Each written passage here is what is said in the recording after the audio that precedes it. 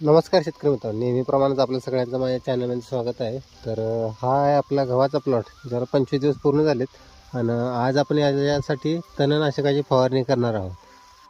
तर याच्यासाठी जे तणनाशक आहे, आता हे जे तणनाशक आहे तर ते 150 लिटर पाण्यासाठी आहे आणि याच्यामध्ये पहिला जो कंटेंट आहे तो हा एल्बो कंपनीचं मेट सल्फ्युरॉन मिथाइल 20% WP हे आहे. आणि याच्यामध्ये दोन कंटेंट आहेत, एक म्हणजे 8 ग्रॅमची पावडर आहे आणि त्याच्यासोबत जे सॉल्वंट आहे ते दोन्ही एकमेकात मिक्स करून घ्यायचं आहे. नंतर ते आपले 150 लिटर पाण्यामध्ये मिक्स करून घ्यायचं आहे. आणि याच्यासोबत एक दुसरी पावडर आहे तर ही आहे. आता याच्यामध्ये लहान लहान पुड्या येतात, जसं आपले कॅप्सूलची गोळी असते खाल्ल्यानंतर पोटात विरघळते, त्याचप्रमाणे याच्यात लहान लहान पिशव्या आहेत, 8 पिशव्या येते त्या लहान बॅगा.